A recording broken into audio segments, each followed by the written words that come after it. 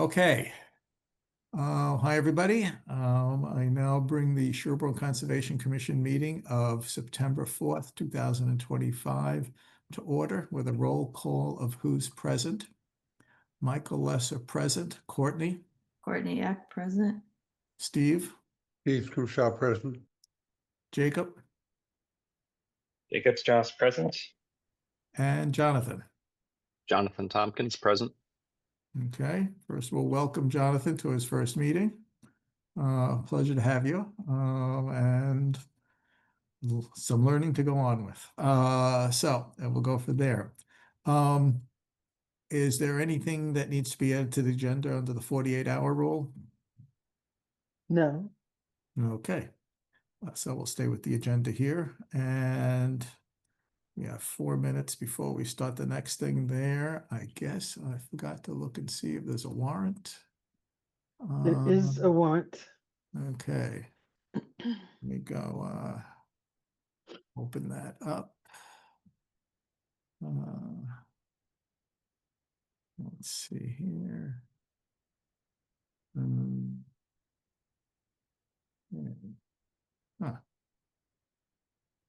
Yeah. Okay, or maybe I guess the SharePoint's a little slow today.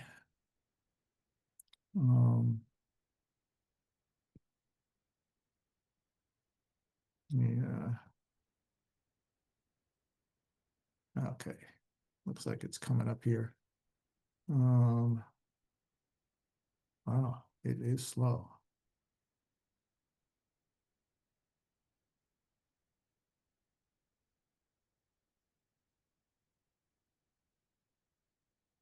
Jeez. Okay, getting there.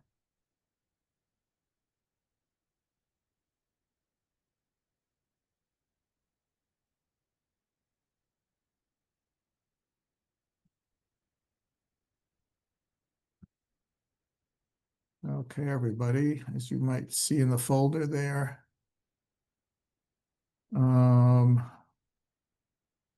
we basically have a warrant for $34 roughly of expenses, which is essentially some office supplies, and the vast majority is postage for all of our permitting stuff. Okay. Taking care of that for the record. Let's see, we'll do the 2 minutes we have before the 7:21. The administrative approval applications, are they all been approved or? All but 179 Washington Street. Okay, is that not approved, or it's going to have to be a? It will be approved. It's Okay. It's an Okay. existing house surrounded by wetlands, and it requires a little more. Okay, fine. So for the record, 38A Bullard Street has a replacement deck for which it's out of jurisdiction. 21 Goulding Street East, soil testing is out of jurisdiction, and 35 Nason Hill Road for an updated septic design is out of jurisdiction. So those have been approved. There's no tree removal applications, and we have 1 minute left before. Let's see, I guess the tree mitigation policy, we're not doing anything on tonight. Is that correct? No, that's correct. We don't have any minutes tonight. We And do it's not. We have a fairly full meeting agenda. Yes, okay. 7:20. We now have, this is, okay. This is Laurel Field, okay. Okay. Notice is hereby given that the Conservation Commission of the Town of Sherborn will hold a virtual public hearing using Zoom technology at 7:20 on the 4th of September, 2025. The request for determination of applicability RDA hearing will be held pursuant to Chapter 131, Section 40 of the General Laws as amended, the Wetlands Protection Act, and the Sherborne's Wetlands Bylaw, Chapter 226. To consider a proposal by the town of Sherborn for irrigation installation and Eversource electrical connections at Laurel Farm Recreation Area, 139 North Main Street, map 10, lot 3. This application is available for viewing at the Sherborn Conservation Office. All persons desiring to be heard will be given an opportunity to speak at this hearing. Okay, do we have all the, oh no, okay, we don't have to worry about green There's cards. there's no green cards. I did see Dave Welch from the Recreation Department is here, as is Sean Colleen, who is also involved in this project. This is a request for determination of applicability, as you said. I've got everybody can see my screen. Mhm. All right, so there are two existing wells out here in the field. There's a wetland that runs along this edge. It is not as it's shown on this plan, but it's off the edge of the field, and it runs around to the front. And the same thing over here, it runs around to the front. There's two entrances here into the field with a gravel parking lot in this area here. So what they're proposing to do, and Sean and Dave, you can correct me if I speak incorrectly, but they're going to connect draw water from these two wells into a holding tank. Basically, it's an 8-foot diameter holding tank that will be in this area here, in order to collect enough water to then irrigate the fields throughout these lines in the fields. During any one session, so that they'll be able to, the wells don't produce enough water to do it directly, so they'll be storing the water in this area over here, and then the irrigation system will then be able to deal with the fields throughout the system that will be installed in the existing grass. That's the first part of the project. So it's connecting the lines to the tank and then doing the irrigation within the field. The second portion of this project, so this is the same parking area here. They're going to be installing or upgrading the electric service to the field, and which will involve installing from an existing pole across the street. They're going to put in 3 new poles and then go underground, which is about here. They're going to go underground from here to a transformer at the back of the lot. The 3 poles that run in this area here will be near the edge of the wetland, along the edge of the driveway. So it will be, we're asking to have erosion control around the individual poles that as they go in, but then they'll be out of the buffer zone as they get to the pole that's in this area here to trench underneath and go to the transformer. So that's basically the extent of these. Sean or Dave, if you need to expand upon this, but that's the limit of the project. The reason we did a request for determination of applicability, because all of the activity is within the fields. The fields are flat, and there really isn't any opportunity for any of this disturbance to erode in towards the wetlands. I did call out for an erosion control barrier to be around this portion of the activity while it's being installed, just because the wetlands are off on this side here. And then once it's stabilized, it can be removed. Okay. Dave or Sean, anything you'd like to add? I think she covered it pretty well. I would ask that you consider both at the same time, because one doesn't work without the other. We kind of need electricity if we're gonna run the pumps. No, they're all Right. together. They're all in the together. same application. Right. No, Joyce put that together so that save time for everybody. Okay.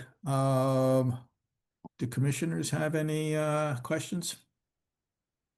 It's a little hard for me to see. So it looks like it's all temporary disturbance basically, and Right. if it's rather close to the wetlands, but it's all within existing lawn basically. Yes, And existing field. down gradient of it. Right. Okay. Yeah. Anybody else on the commission have any questions with this? No, this looks pretty reasonable to me. Yeah, no, I'd say, given the mostly temporary disturbance and with the minimal erosion control, it shouldn't be any problem at all. And everything is, right, I guess most of it's temporary. Okay, let's see, in terms of conditions, guess Joyce has recommended,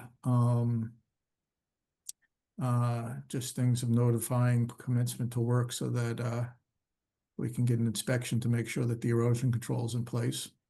No stockpiling of materials in the wetland buffer zone, even though it's a little rough to figure out where that is. But, do we have to worry about, I guess, is there much stockpiling of materials, of anything? It's only when you're doing the. No, No. there's really not at all. Yeah. I mean, you know, when they're trenching, most of the trenching is going to be done and then backfilled. Yeah, And I don't even really think a trench like that you'd consider as Stockpiling. as a stockpile. yeah, no, I wouldn't. Okay, and notify the commission upon completion of the work she can check it out. Anybody have any issues about those conditions? Okay, in that case, I move that this project goes forward in a -3 determination with the conditions that we discussed. I guess that's it. Thank you. Any further discussion? I know it's not technically a hearing, but do you want to see if there's any public comment? Yes, thank you. Gotta remember that. Under discussion here, is there anybody who has any other questions or about this project from the public? Okay. Hearing none, I will go for a roll call vote. Michael, I. Courtney, Aye. Steve, Aye. Jacob, Aye. Jonathan. Aye. Okay, project can go ahead. Have fun. Thank you. Thank you. Sure, see you around. Let's see now, moving on. We've got the, we have to wait till, we have 12 minutes. Before we can start the next hearing. Just for everybody here in the public and others. Actually, I guess since the hearings are posted in the agenda by time, we do have to abide by that, even though there's been some discussion of whether we should do what some towns do, where every meeting is scheduled at 7:30 or 7:15, and then everybody just waits in line. But I think we're a little better doing it this way, so people can tune in later. But in this case, yes. I've been doing 10 minutes. I thought this one was going to last longer. I'm not sure why. Yeah, okay. Okay, in the meanwhile then, let's see. Before we get the next one here, we had the Washington Street Sherborn Homes. I'll just a little update that we submitted the planting plan and the other kind of conditioning that we wanted the ZBA to incorporate in the comprehensive permit as part of their reflecting our local regulations. They're taking that under consideration.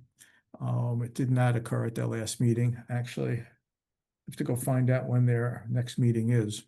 I forgot to write it down, in which case then we'll be discussing our requests and whether and how they have any questions about it.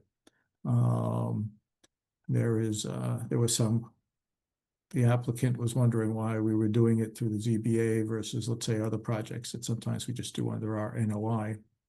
And so we'll get back to them about the fact that it's important in this case, given the fact that some resources are not protected at the state level, and we need to do it at the local level. And this project doesn't have some opportunities for mitigation that some other projects do. So that is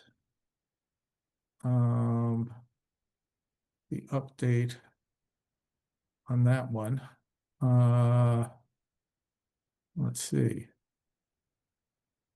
Do we have, if anybody has any questions about that's the lot 3 Washington Street, the 2 duplexes, affordable housing project. Let's see. Okay, as to other news, as I've been reminded, I have the unfortunate news of saying that our wonderful administrative assistant is moving on to another job in a few weeks. And it's a shame. I guess she's we did some good training so that now she could take the same job in another place next door. So our lovely sister town of Dover has offered her, made her a deal she can't resist. So we'll be looking for that, and it's been wonderful having you, and we'll still have you for a little while. But I think, is she still, is she, oh, there you are. Yeah, my One more pleasure. black My box. pleasure, Michael. So you'll be missed. I don't And want to let Dover have you. I tried to give her a bad recommendation, but they didn't even call for one. Because she's been working there part-time, so they already knew what she was doing. So couldn't sabotage it. So we'll be having some fun trying to hire a new person, and we'll see if we need to get a little help from Deborah going forward anyway. And we'll make it work. Let's see, what else is there? Is there anything, any site issues? There are none. No side issues. No site issues, okay. And then I guess we should say, for those of you who haven't seen it, up in your upper corner, well, I don't know, everybody's screen is different. We have Jonathan Tompkins here as our new member, and so this is his first meeting, and so he'll be learning the ropes. And so welcome, Jonathan, now that more of us are here. I guess only one person's missing, Matt. So we're now a full complement to folks. Thanks for joining, Jonathan. Thanks. Looking forward to it. Yep. Let's see. Now, does anybody have any good jokes to tell while we're waiting? Let's see. Is there any? I guess while we're waiting a little bit, I could bring up. Are they still doing for the MACC classes? Are they still doing them also with Zoom? I know you, Jacob, did a whole bunch of them. Are they still? They're still on Zoom, yeah. Ah, okay. There are some classes that might individual, but the main ones are still on Zoom, and Sean has his hand raised. I know, I was about to go to him next. Yes, Sean, have you got a joke? I don't have a joke, but for anyone that's interested in a really cool project we did in town recently, the culvert that goes under South Main Street at Goulding Yeah. had failed. It's an old metal corrugated culvert. We had a company come in and do a lining. It's basically an uncured fiberglass lining that they then cure with a UV light. They inflate it with a bladder and then they cure it with the UV light. That project was very successful and completed a couple weeks ago. It's not the easiest thing to get to, but it turned out great. If you can park somewhere and then walk down the sidewalk from Goulding Street back to town, you can take a look at it. It's working great. Michael loves crawling in culverts, so. Yes. Exactly. Well, you could crawl in that and slide all the way through now. I don't know. Is Tom here? I think the one who's been probably has more culverts than I have. So we'll do that. So did they actually? You have to remove much metal, or you just sort of trimmed it at the ends? No, they don't remove the metal. They clean it up so it doesn't have any sharp shards, and they pull the new bladder through it Yeah, and then inflated inside the metal. And whoops. it has No. about 2.5 tons or size corrugated metal culvert. It's obviously not round, so it's not quite as strong. It's kind of shaped like a D. Oh, Because- how thick is the coating? I have a piece of it in my office. After it's inflated and cured, it's about 5/8 or 3/4 of an inch. Oh, Um, I forget how many layers thick it is. It's 7 or 9 mats of fiberglass. Um, with UV activated resin. is it actually so it's structural, the fiberglass? Yes. Wow. Yeah, you regain more strength than you had in the first place. Huh. So structurally, it's better than it was, Yeah. when it was new.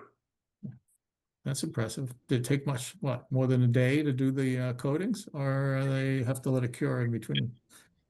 It took 2 days. No, the curing only takes about an hour, Hmm. depending on the size and the length of it. It's all prep work. You have to stop the flow. Luckily, with that one, we had very low flow anyway, but we have there's a storm drain right there on the upstream side that ties to an outfall that's on the downstream side. So they were able to, any water that had to be pumped was able to be pumped right into the storm drain and out the outfall. Wow. So that sounds like a, relatively easy way of doing things, or at least quickly. Correct. And I mean, contrast that to if we had lost the culvert. I mean, you remember when we did on Goulding Street, but that was Goulding, Hmm. or even Route 16. Yeah. But losing Route 27 for a week to 2 weeks would have been quite the headache. Oh yeah. Plus, I imagine this is much less costly, I would think. Yeah, I mean, it still comes with a pretty high cost, but Hmm. much less than that.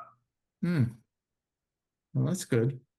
Okay, can't wait to go look and walk through. I guess, right, if you go on the downstream side, is there still much of a beaver thing there, or on the upstream side?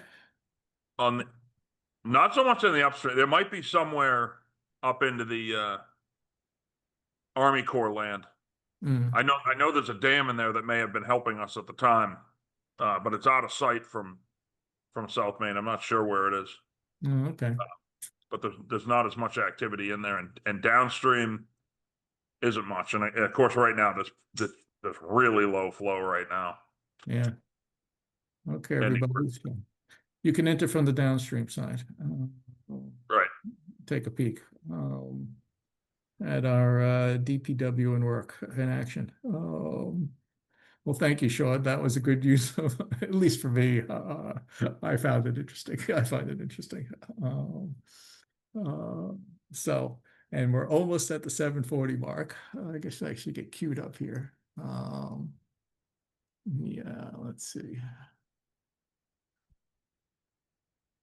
Let's see, we're up to 7:40 over again. Okay. Okay, everybody, in a few seconds, we'll start the next one here. Okay. Notice is hereby given that the Sherborn Conservation Commission will hold a virtual public hearing using Zoom technology at 7:40 on September 4th, 2025. The request for determination of applicability RDA hearing will be held pursuant to Chapter 131, Section 40 of the General Laws as amended, the Wetlands Protection Act, and the Sherborn Wetlands Bylaw, Chapter 226, to consider a proposal by the applicant Venkat Bedam to install a solar gazebo within 100 feet within the 100-foot wetland buffer zone at 72 Goulding Street West, map 12, lot 50. This application is available for viewing at the Sherborn Conservation Office. All persons desiring to be heard will be given the opportunity to speak at this hearing. Okay, hopefully I pronounced your name correctly, or close enough. That was good. Thank you. Okay. How do we want to present this? So I have the plans up on the screen. And this application was filed by the applicant, and it is a solar gazebo, which means it's basically a gazebo with solar panels on the roof. And he is proposing to install it over an existing patio that is in an area that's previously disturbed. They're going to put in 4 sonotubes or 4 pillars to support it. I'm just trying to see if I can get to what it looks like. They're going to be 4 footings under each of the 4 corners, and then the solar panels will be on top. What I wasn't clear on is there are trees that surround this area. Are you going to have to remove any trees for this project? That wasn't mentioned in this application. Yeah, we're not planning to. The trees are on the north side of the panels. So the panels would be tilted south facing, so we shouldn't have to remove any trees. Okay.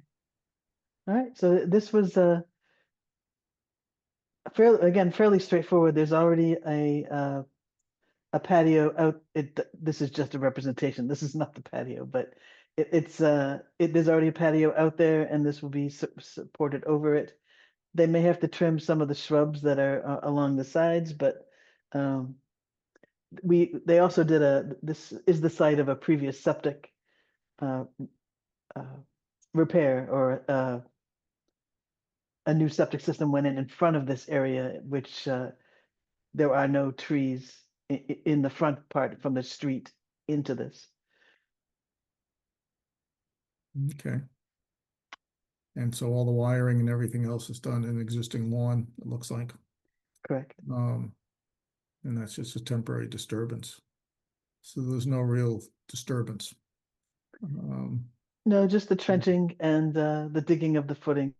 I Right. did call out for erosion control around as it was needed around the system itself, Mhm.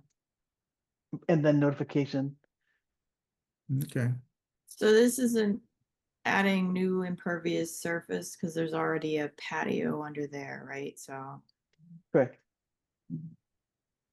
Okay. Any other questions from the commission or issues?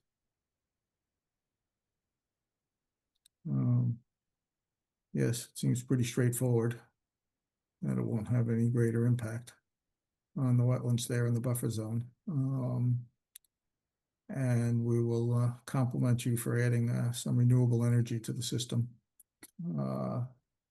which helps us all a little bit, inch by inch. Will make a difference. Thank you. And okay, so the conditions are, I guess there's not much to condition here, other than the erosion control and notification of the office before and after. And okay, and there's no equipment to be stockpiled really. Okay, I move that we permit this project to go ahead with a -3 determination with the conditions discussed. second. Second. And does anybody from the public have any questions to ask or comments on this? Okay. Hearing none. Okay, I'll go on with a roll call vote on this. Michael, aye. Courtney, Aye. Steve, Aye. Jacob, Aye. Jonathan. Aye. Okay. So you can go, The application will come out sometime in the next week or so, and we will also at that time forward it to the building department. mhm. And good, you got the project in before the end of the incentives. Let's see. Yeah. Yeah, right. Unfortunately. Okay. Now that we're moving so fast along here, we're 5 minutes ahead of 54 Everett Street. I guess I'm gonna pull up some files just to see. Is there any other highlights in town that we want to go visit? Any other culverts? No, I will say though that that does seem like a pretty cool project. That might be something interesting to highlight. Hmm.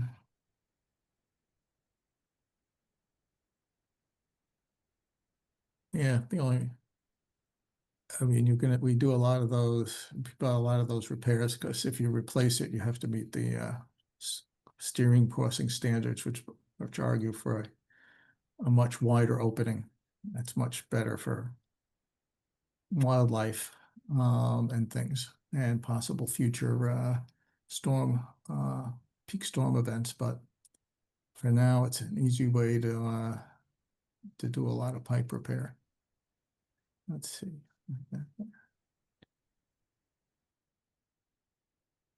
Hmm.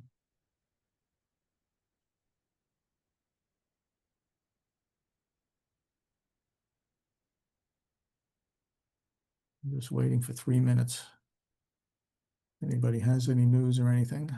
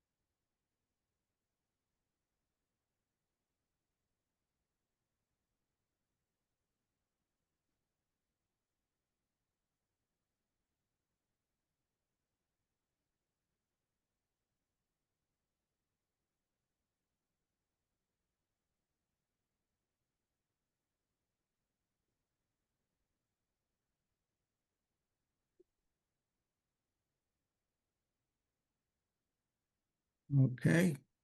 Notice is hereby given that the Conservation Commission of the town of Sherborn will hold a virtual public hearing using Zoom technology at 7:50 on the 4th day of September 2025. This notice of intent, NOI hearing, will be held pursuant to Chapter 131, Section 40 of the General Laws as amended, the Wetlands Protection Act, and the Sherborn Wetlands Bylaw, Chapter 226, to relocate existing animal pens out of the 0 to 25-foot buffers, BVW wetland buffer zone at 54 Everett Street, map 10, lot 0. This application is available for viewing at the Sherborn Conservation Office. All persons desiring to be heard will be given the opportunity to speak at this hearing. Do we have all of the administrative notifications? Uh, Nicole, Yes. did you send the green cards in? I don't know if I did, but I do have them here. Okay. See them. All right. If you could scan those tomorrow and send them on, that would be great. Yes, Can you tell me how many you have got back? I have 1, 2, 3, 4, 5 back right now. And I can scan those in for you tomorrow. I guess of the people who I see, I think a number of the people here are abutters. I guess their presence means that they were notified. So, right. Nicole, do you want to show the plan or do you want me to put it up? I can share it.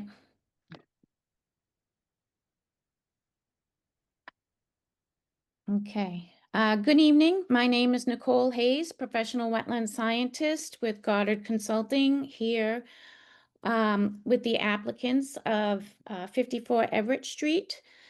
The main concern was these livestock pens. If you can see my cursor on the screen, in these areas, there were 5 pigs, and they were located in the very close vicinity of the BVW line within the inner buffer zone to BVW and within the 200-foot riverfront area.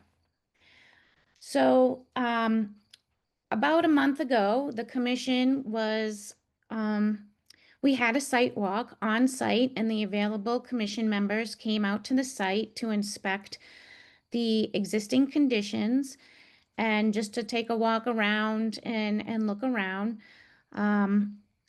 After that site walk, we determined that the best course of action was to try to move these pens as far away from the resource area as possible. As you can see, most of the entire site is located within a resource area.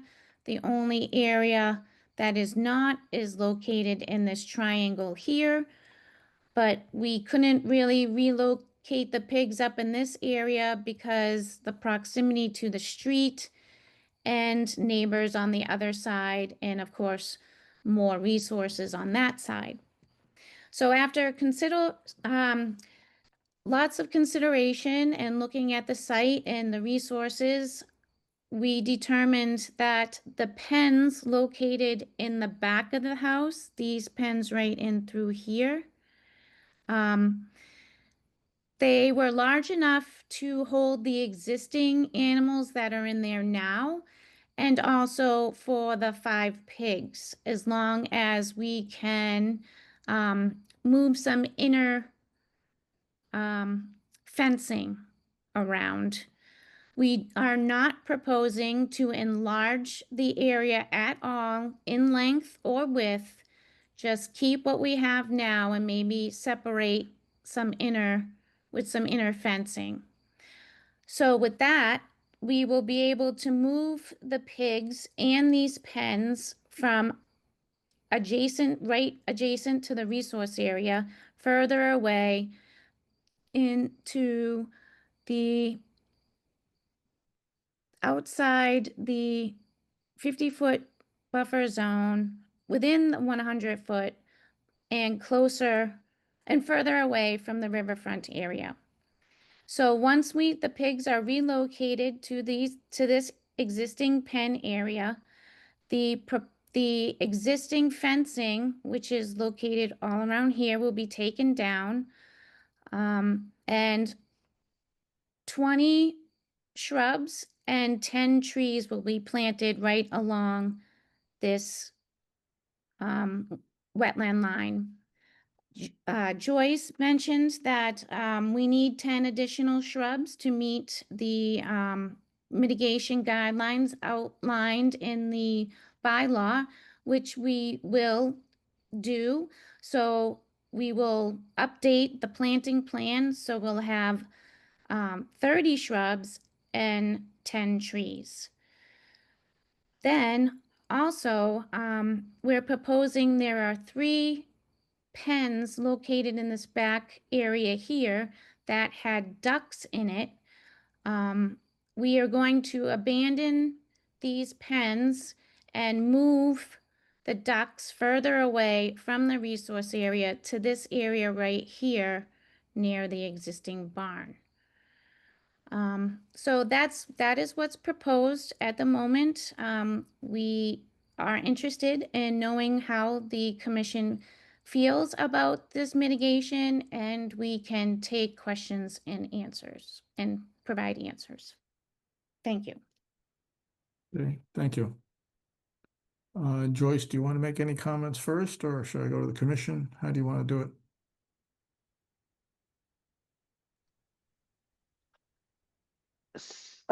However you would like to proceed, I just want to, Nicole, if you could, you've got a couple of lines on the plan, and this might also address some of DEP's comments. If you could address the soils issue as far as where this is all existing lawn, and the lawn was lawfully created at some point prior to the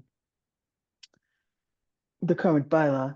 But if you could go over where the actual edge of the wetlands are and where the actual 50-foot buffer is, Okay. just for so the commission can see that. Explain the difference. Sure. So when there is an area that has wetland soils but has been disturbed in the past, you don't look at vegetation, and therefore you look at soils only.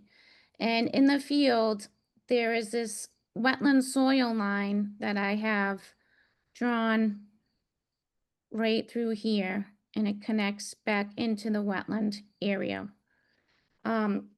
Case law in the past has deemed that certain lawns created by a certain date would be non-jurisdictional. However, I'm just been aware that DEP doesn't always agree with that. But in this case, the pens are not located within that disturbed wetland soil line. So it's kind of, in this particular case, it's a moot point. But and we will be relocating this area to here and then doing some mitigation plantings in here to create a better vegetated buffer between any work and the resources. Right. So I believe that the plan they've developed is a good one, but I do want to be sure that everybody understands what we're really dealing with here is they're proposing to eliminate the pens, which is awesome. And I think what you meant, Nicole, when you say if a lawn was lawfully created, whether it's in the wetlands or not, you aren't going to be stopped from mowing it or maintaining it. But that doesn't mean it's not a wetland and it's not jurisdictional. There's no case law that supports that the fact that it's not considered a jurisdictional wetland. For new stuff, it would absolutely be considered a jurisdictional wetland. And this application that you're proposing is also addressing the fact that there are new pens, not just, the pens where the pigs were a bad situation. The other pens are also new pens. Those were not existing prior to this. So this application also documents that here's where there are pens that were installed without a permit. So we're actually putting that on record also. And then if the commission would like to make, I have other comments that I made in my review, but you may like to ask questions before I get into that. Okay. Yeah, I don't think, given some of the issues here, I'll say from the beginning that I don't think if we issue an order, that I think I would like to proceed such that we're not sort of officially declaring what the wetland buffers, what the wetland delineations are. That we would, if we do permit anything, it would be without approving the wetland line, because it's which I'm not sure that makes a difference in terms of what we might resolve. But I think this, for the record, we're not gonna go forward with declaring that line for any future projects. Okay, yes, there's probably lots of questions. I will open it up to the commission first before I go, and then the public. And then we'll come back to the commission. So can we just clarify what DEP's comments were and what that means? So, I mean, I guess my understanding is that it wasn't really about whether or not the lawn was there, just that it should have been flagged wetlands. And it is, and it's shown on the plans. So Right. it is. It's just- unfortunately, unfortunately, Nicole made a statement in her that I think that they were reacting to. And I Right, don't know that they looked at the line on the plan as clearly. yeah. So it just sounded like it was a plan thing, right? They just wanted to make sure it was delineated as a wetland. And Correct. it is, yeah. Yes, okay. So So- for example, in the plan that we're looking at right in front of us right now, the 50-foot buffer zone line is somewhere else. But it's everything we're looking at is essentially a resource area, so that doesn't change anything. Is that the right way to think about this? So I think what would make DEP happier is if the wetland flags that run along the side of the lawn and wrap around the back of the pond were removed and just the wetland line was connected where you have bylaw wetland line, Mhm. soil line, that's really just the wetland line. It's not just a bylaw line. Okay. Yeah. And So- plus, we're not gonna approve, I mean, I'm gonna repeat, I don't know if other people disagree. Well, DEP did ask for a response. Yes, yeah, But do we have to approve the wetland line? I'm moving toward not Well, the approving. plan, that may be or not, but the plan should reflect what they're looking for. right. So are you asking me to use the bylaw soil wetland line as the furthest out wetland line and then draw the buffers off of that? Is that what you're asking? I believe that's what you're saying. If the soils bring your wetland line to there, that's where all the lines should be. Okay, I don't see that it's going to affect how we proceed now, but I mean, No. DEP they had quite a bit to say about that, so. Yeah. Okay, before I go, do commissioners have any other questions about this? Yeah, or one of the other questions I have, and I don't, not sure if any of it's relevant in terms of, do we have to discuss sort of number of animals in the various areas and sort of what's reasonable or what's new from before, or is there a way we can proceed without having to discuss that at all? I'm not actually sure what approaches there are reasonable. Well, when we talked to Karen on site, she listed the animals that were there and represented that there would be no additional animals brought on. That basically, as they moved on to another world, then there'd be no replacements. Okay, so is that something that we would put in the? I think we should confirm that with the homeowner. Okay. Yeah, I would tie it also to whether we want some sort of around the fence of the pen, so that somewhat independent of what's inside the pen, that there's some sort of I don't know, it's possible to put some sort of erosion control that's more permanent, so that if there's extreme weather events, that there wouldn't be sort of runoff out of the pens with areas that basically probably have a significant amount of even residual manure. So I would be interested in seeing whether there's a condition about what we could put at the fence line that might provide some protection from any kind of runoff on an ongoing basis. And just for the public and abutters who may not have this information from prior hearings in the site walk, the homeowners have hired a soil composting recycling facility in Framingham to daily come to the house and clean out each pen and remove all the manure off site.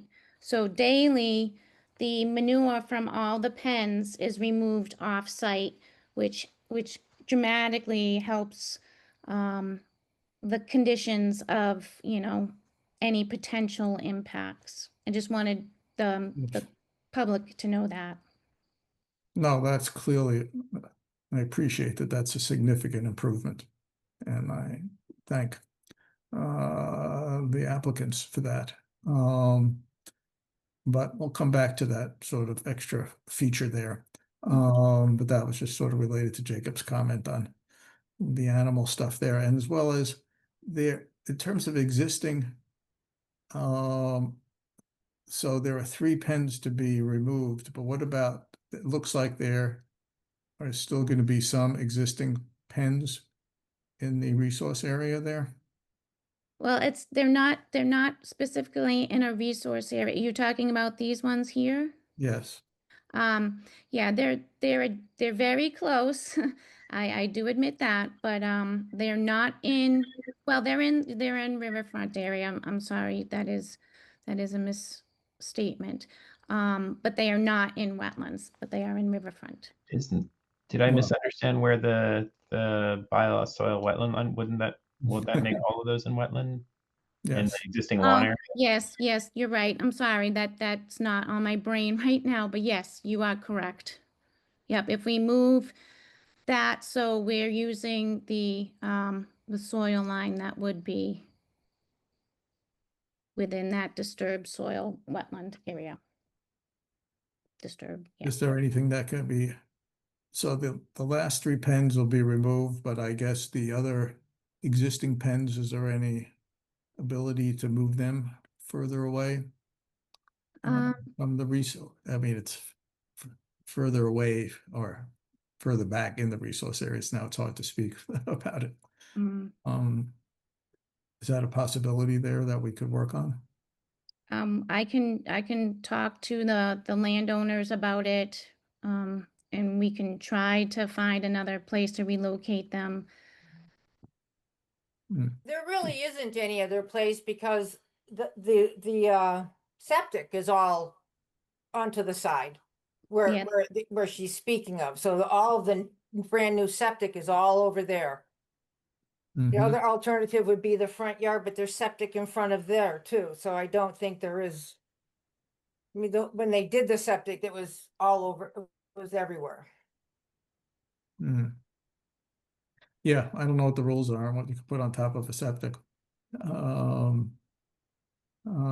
Whether a pen is possible on a septic, which is different from other kind of trees or other things. I'm also thinking that the neighbors wouldn't necessarily want that in the front yard that everybody sees as they drive by. Okay, well, I guess we'll revisit this one after we go through all the comments. And yeah, I guess after we get, yeah, I have some issues about the revegetation plan, both sort of that string there and whether and how that pen is going to be restored. And how much of that is going to be left unmanaged as a good buffer zone to the wetlands there. So there's some details along that area where the pigs are now and going to be moved from that I'd want to come back to. Okay, does anybody else in the commission want to say anything now? You can speak later, but before I move to the public. All right, I did come up with one more question. In the existing area where the pigs are, there's the 2 sheds on the plan. Are those sheds going away or moving with them or something of that form?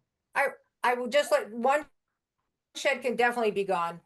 One of the other sheds, it's in the corner, the original owner built it. It's made from telephone poles and it's just kind of cool. So I would prefer if I could leave that and not use it. But the other shed, yeah, that can go. Karen, Okay. can you tell me which shed you mean? Is it this one? Or this one? Or this one? The one in the one in the corner of the pig pen. This one? It's made out of telephone poles. That Yeah, one's but- really old. I think it's been there since the original man was here. But The can you other see- one, the one in the towards the This one? middle, that This can one? go. This that one can can go. grow, and you want to Yeah. keep this one? Okay.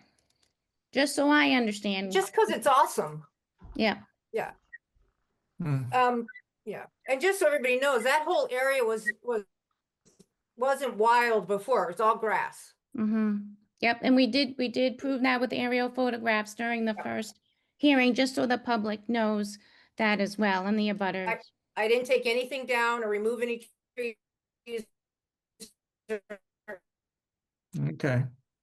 Let me open up to the, It was oh. just the way it is, just with grass. okay. Let me open up to the public. Does anybody here, any of the abutters want to, comment on this proposal? Okay. I just had a, hi, it's Monica over at 51 Everett Street. Oh, yeah, sure. Hi. I just Hi. have a general question. I think another gentleman earlier mentioned it, but just want to be clear about the size lot and how many animals can be on it. Okay, you know, how many acres per. I don't know if it's not part of the wetlands jurisdictional issues. Oh, okay. But there are, I think, from what I gather, that is an issue sort of under animal control. Except the farm woman has been over here Right. multiple So times wait, and had no let me problem. finish speaking. You don't have to speak over me. You know, you can raise your hand. Yes, the person has already visited. And as I've heard, that there was no concerns about the animal treatment issues. Oh, I was never saying, I was, just to be clear, I wasn't saying, I think the animals are treated great. My question was, per acre, how many, I'm just asking, I don't know. Yeah, I don't think there are such rules, and it's more a matter of the manure control issues Okay. that I know about. But yeah, I haven't seen any regulations about animal density Okay. that the Can town I ask has. another question? Sure, of course. So before, there is a bylaw that I just want clarification. I think it's wonderful that she's having somebody come, I appreciate that every day to pick up the manure. But just for clarification, there is a bylaw that says you have to have a concrete container so I'm just wondering, did that change, or is that going to still be a bylaw and other people have to abide by it, or? Well, because they're removing the manure daily, you have to have a there's a requirement for a concrete container if you're storing it on site and removing it, say, weekly. But if they're removing it daily, that's a different situation. They're not storing it anywhere. And okay, so it's daily, 365 days. Yep. Okay, wonderful. And I have. With the winter. And during the winter too, okay. When it's snowing and ice, this person's gonna come or company. That's what they've represented. And I have one last. And who's controlling that? Do you have a log for it? Do they have a log? Uh, I bought a dump truck. And it gets put in the dump truck. It's never stored on the property. I bought a dump truck. It's put in the dump truck and brought to Black Earth. And then turned into compost. Okay, the so- law saying a concrete pad, the law saying you can't have more than 200 pounds of manure on the land. Right. And if there is a rainy day, a winter day, snow day, the 200 pound is very easy to accumulate from 5 pigs, minimum 5 pigs.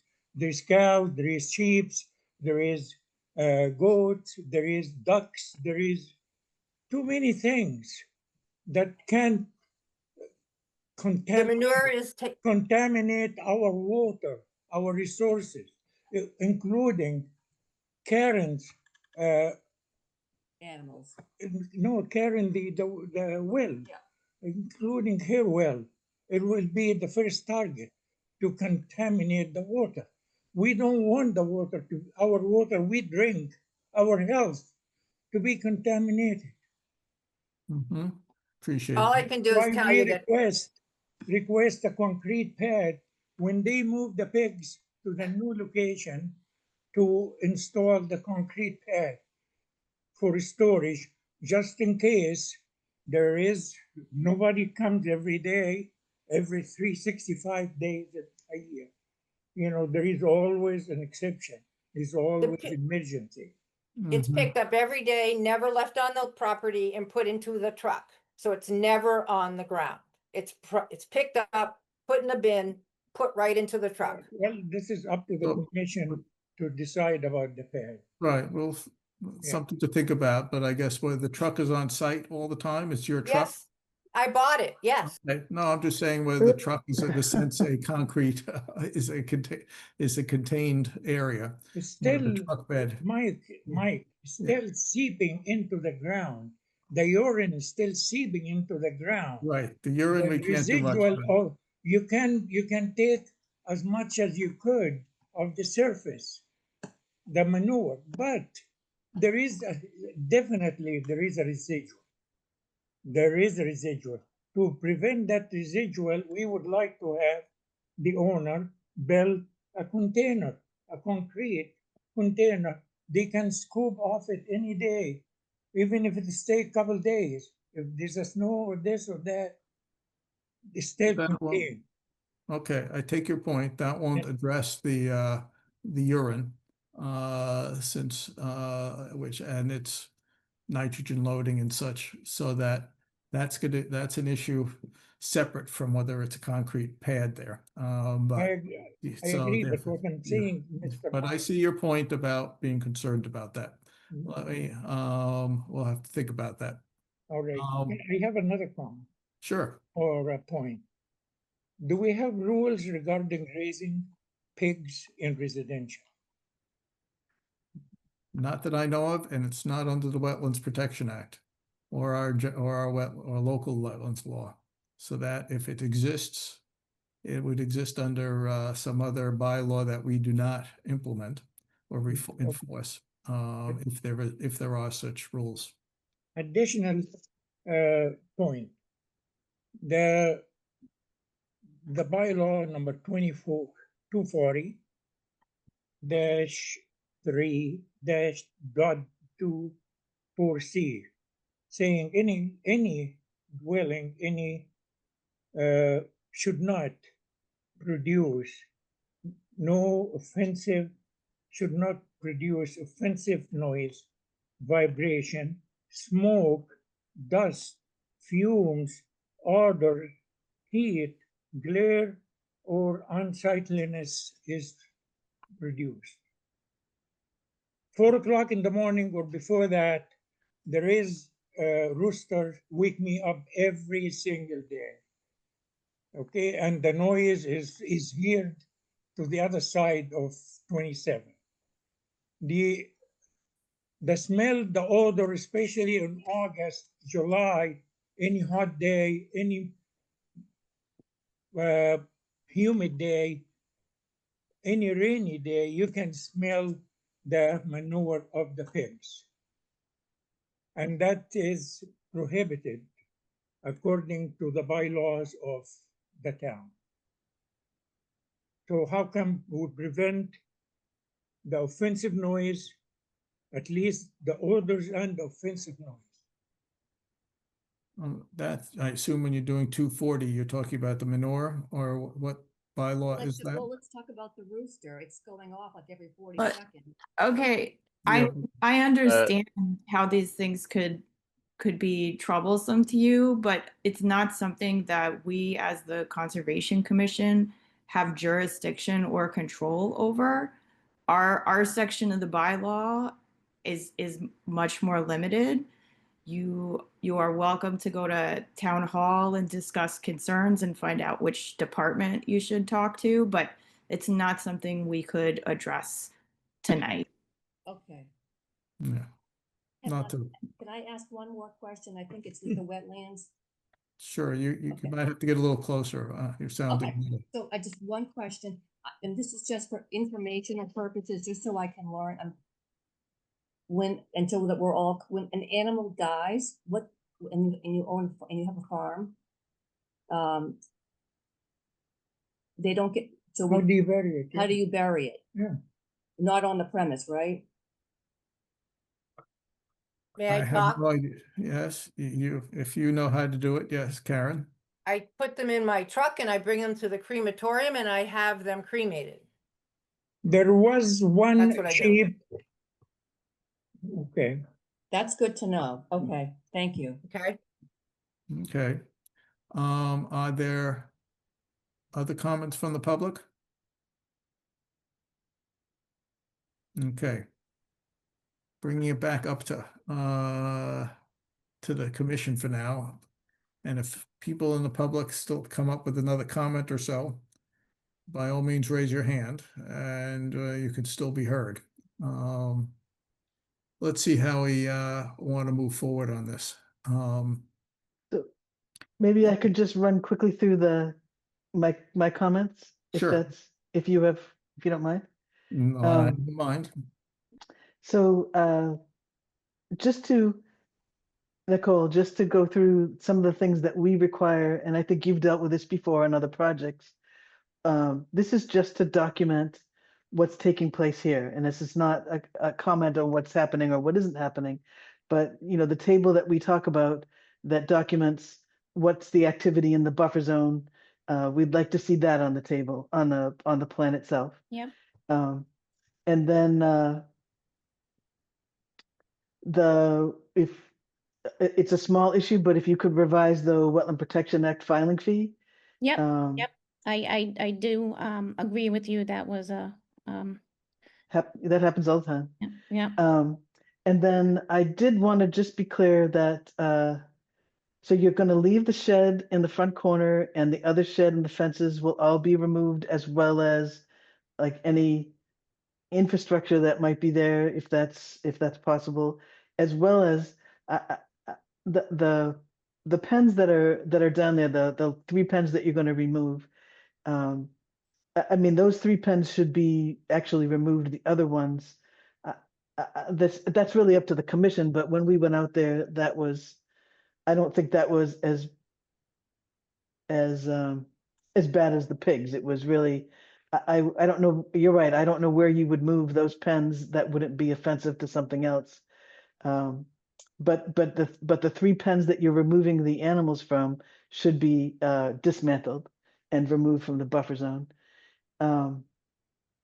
We talked about the reason that just for the commission's sake, the air I calculated roughly, I estimated the area of the pen, and while Karen pointed out that this was all lawn, and Nicole, you documented that with photos. That's what we're really looking for right now is mitigation for activity that you have increased in the buffer zone, not necessarily because of the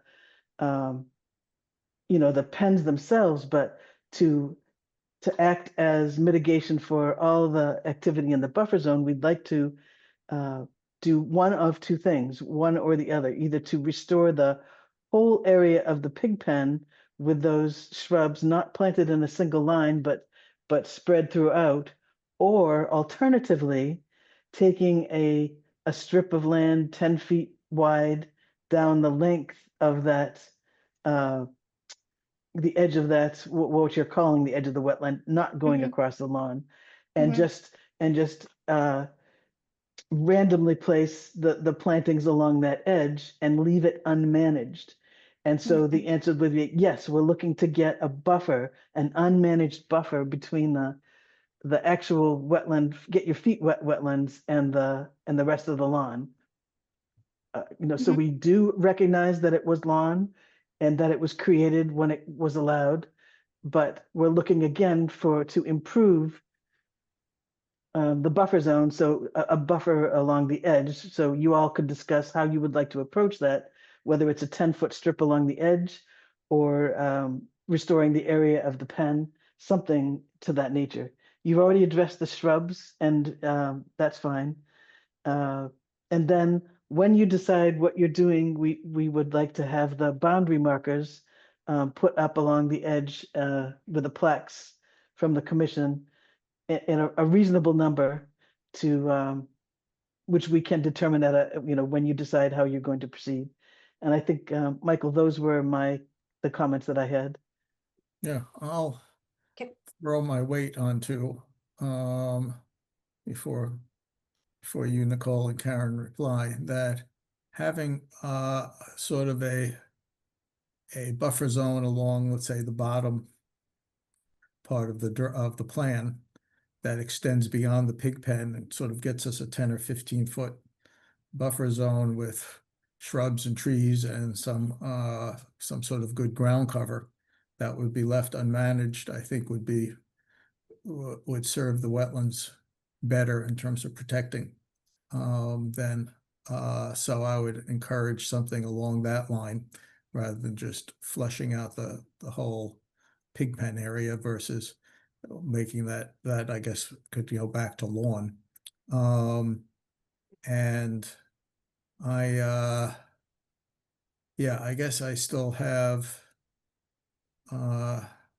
concerns about whether there's something that could be done around the pens that you're going to keep, and some sort of erosion control.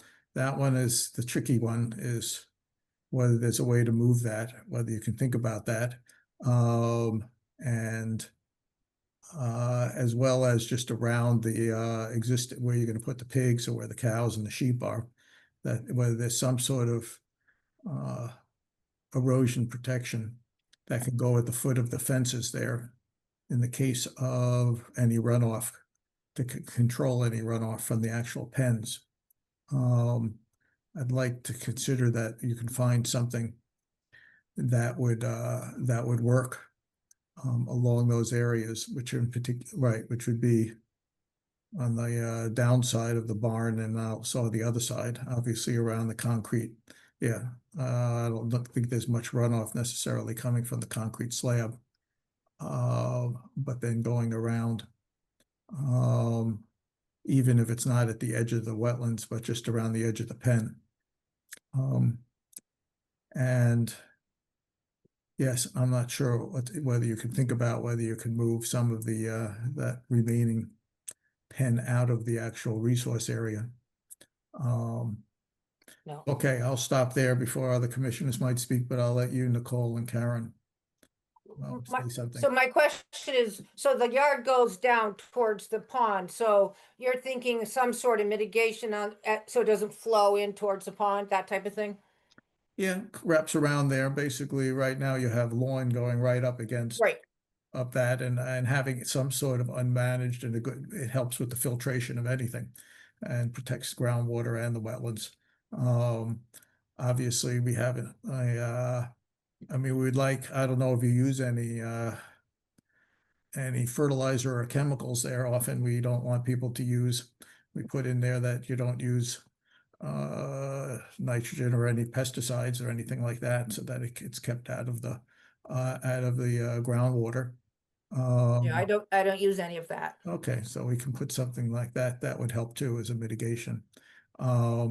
So like a wildflower bed, something like that, that just was allowed to grow, something like that, is that what? Yes, as long as some sort of native plants that will Yep. form some sort of dense vegetation as well, and more than maybe, and particularly particularly at the ground level, that would be more substantive in terms of protecting the wetlands.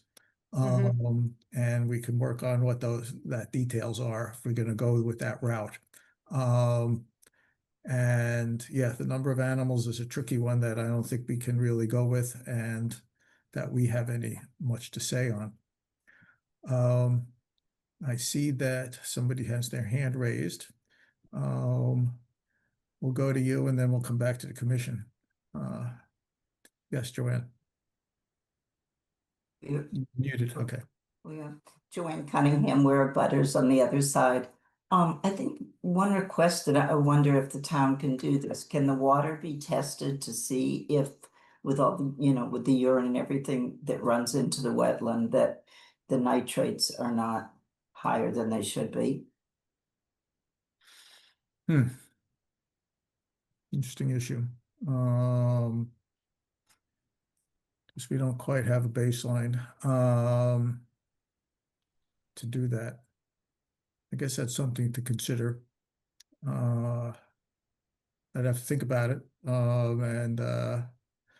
and see what other people think on the commission about that. Because right, I mean, that's part of why I'm trying to, because to some extent, to the extent that the urine, there's no direct surface flow. That's why I want the erosion control of some sort of protection around the pen fences, that at least the urine is going through the ground and it gets some filtration there. Even though over time that is possibly filled up. So When we've yeah, that's one thing. Michael, when we've talked about this for other projects, it's been in the idea of if we're concerned about something in the future, we would consider testing to see if there was an increase, which is, so just essentially I'm agreeing with you. We don't really have a baseline to compare against here, so I don't know what we would be looking for. Yeah, right, because we don't know whether, right, if we find nitrogen, let's say if a high nitrogen level in the wetlands, let's say what we could attribute to it would be difficult to say. That's the problem. That's the issue with a lot of things is and some other regulations in town for the Board of Health, where it's important for people to get a baseline before a project starts. So we'll have to think about that. Karen, I see your My hand. question is, I don't know how you would determine whether it was my animals, because as a matter of fact, today I had 28 geese and there were like 22 ducks, not mine, all wild. So they're obviously contributing. So I don't know how you would ever know if it was. Right. That's part of the issue, is that it's complicated to attribute what to what on this. So that's partly why I'm coming back to a little bit more direct control around on the surface. Okay, commissioners, any more? What do we feel about this proposal and some of the issues that they have to sort out, and what other factors they should think about for next time, since we're a little late on the next hearing, and there'll be some things that they have to work on for the next meeting, and we could also give them some other feedback if need be through Joyce. So right now we have the issues of what kind of mitigation is going along the bottom of the whole lot here with the pig pens gone. And I guess that shed's been there a long time, so it could be there, even though the idea that's made from telephone poles is hopefully now all the creosote's been leached out. Michael, can I just jump in for a second? Oh yeah, by all means. So I'm a little concerned about the pens that are right up against the wetland and in the like 50-foot no disturb section. Well, right now those are in the buffers. Those are actually in a resource area now. Right. Well, And then there's the ones outside of it.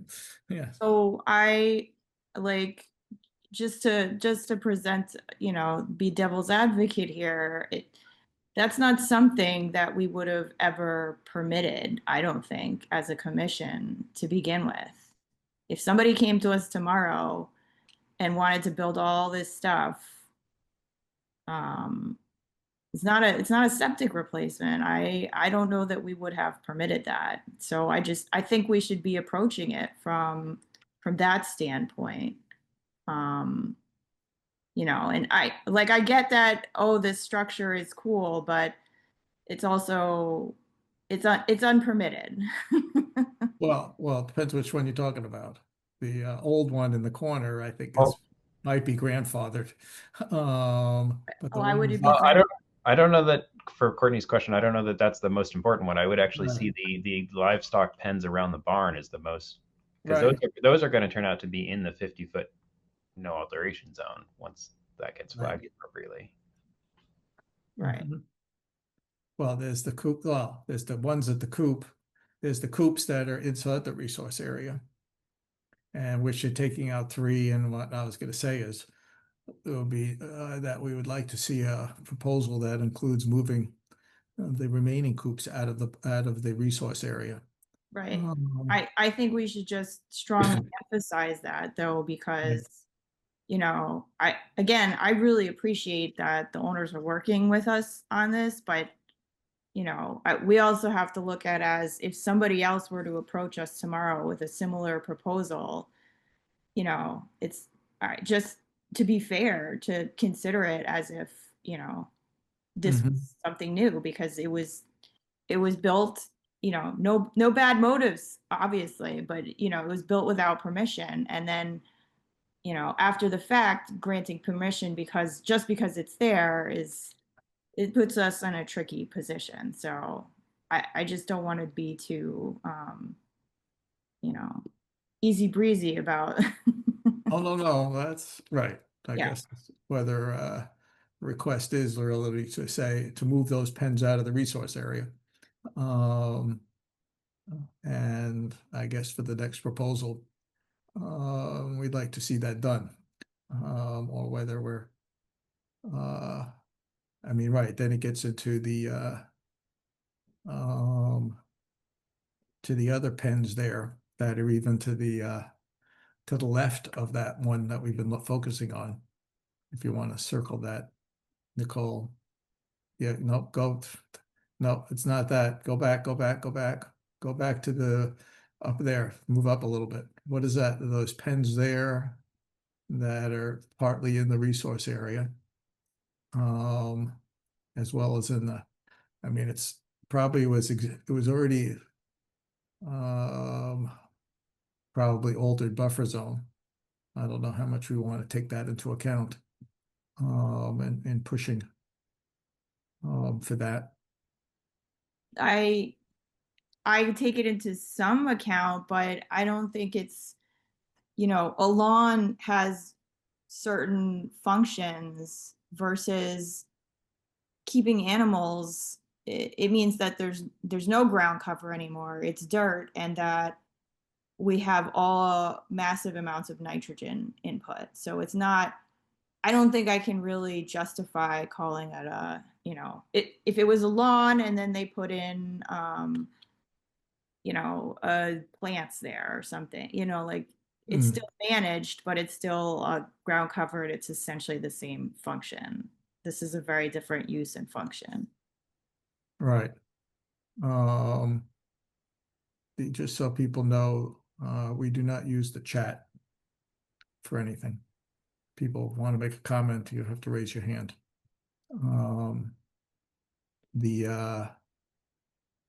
Right, under the even under the agricultural rules. I do have a well, question. you said someone had to raise their hand. Don't answer the question. Yes, okay, fine. So we actually, and so it's back to the commission officer, whether the feedback we're giving is that pens there that are in the resource area for sure need to be moved out. Is that the position of others there? I see Steve agreeing with that. Courtney feels that way. Jacob? Well, I think we would have to look at also look at the area within the no alteration zone and sort of figure out, is that something we would allow a trade for? So we would allow that as, or at least ask the question, would we allow new use of that if an equivalent amount of, or if some amount of area in either the resource area or the inner buffer zone were allowed to go back to unmanaged or at least functional buffer zone. I agree with you, Jacob, that we would definitely negotiate improvements to buffer zones in order to do something like that in a previously altered area, especially, you know, given this whole site is like all up in buffers. Everywhere. Right, right. And it's between an existing dwelling and a barn. But things that are, technically within the resource area itself or like right on top of the resource area practically, I think that would be a much harder sell with the commission.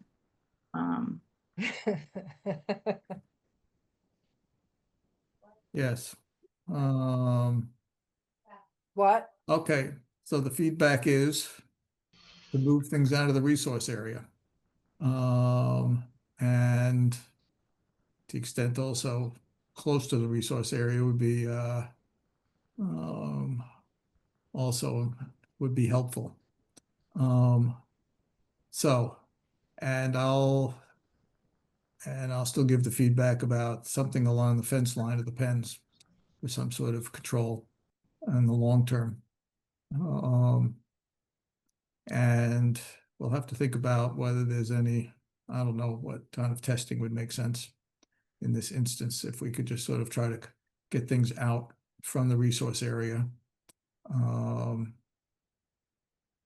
And get some buffer zone along parts of it. And plus with the pens gone there, that would also hopefully get replanted along that in that area too.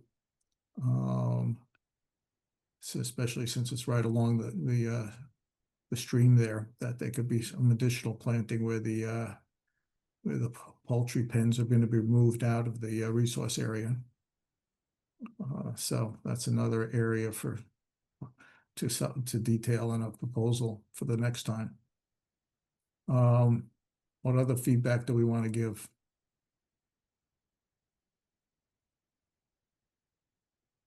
Okay. Yes, Karen. I know it's, yeah, okay. You're muted. Just for general information, over by where the ducks are, that was grass. They had made a grassy area around the pond. The man who built the pond, they made the grassy area around there. So I didn't alter that at all. Well, the pens are with the animals there. But yeah, so putting that out, whether you want to put revegetation or just grass there, it would just help in terms of balancing maybe if something else, if it was actually revegetated a little along that edge of the stream, that would be mitigation for some of the other activity that's right in the no alteration zone.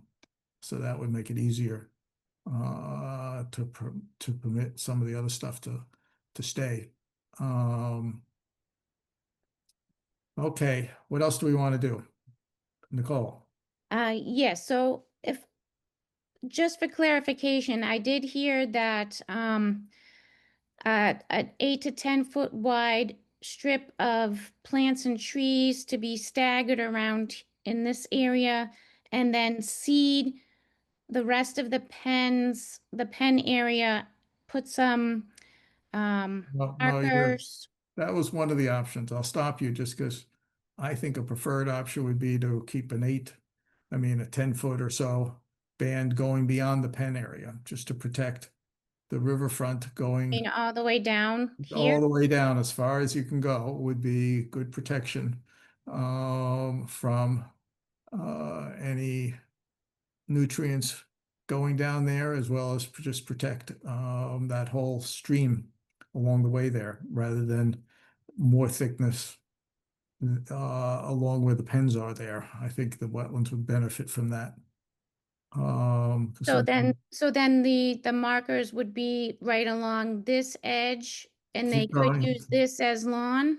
Yes, you can return that to lawn if you're going to keep moving that edge all the way down. Yes.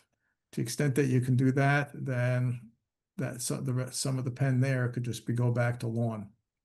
We just need something that's a nice, well-vegetated buffer zone along some of its resource area to begin with. It's basically restoring, when you're doing it to the right of the pens, you're actually restoring resource area.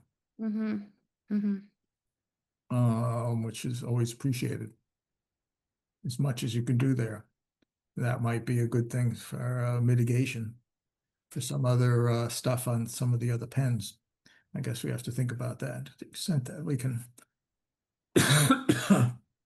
I guess I'm a little concerned that, and I know it's part of the process, but we're gonna come back and we're gonna spend time redoing the plans, extending mitigation, moving, stuff out of the resource area.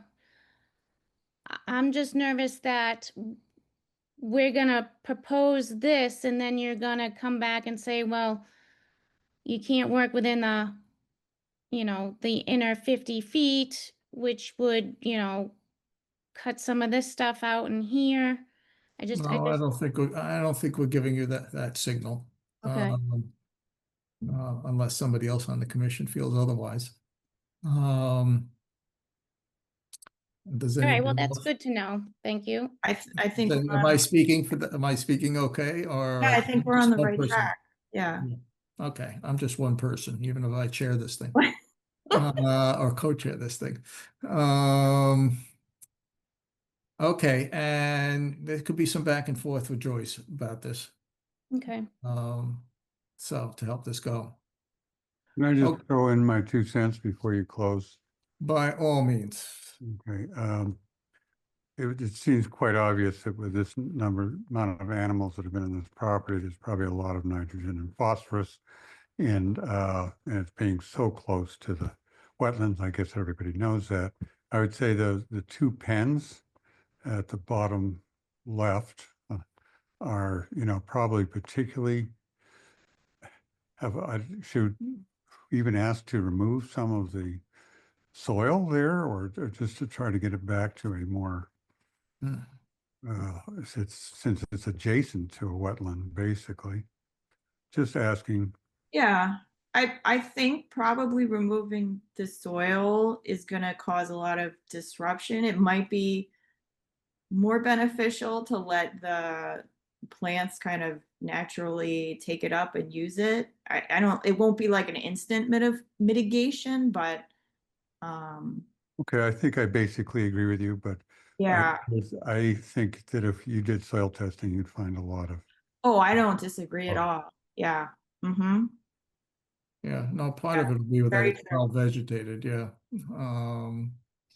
And no nutrients are added, since it should be awfully fertile for planting. Any other comments before I continue the hearing? Okay, I move to continue this hearing to September 18th. Second. Okay, any further discussion? Okay, roll call vote. Michael, aye. Steve? Aye. Jacob? Aye. Courtney? Aye. Jonathan? Aye. Okay, thank you, everybody. We'll have some fun next time. One question.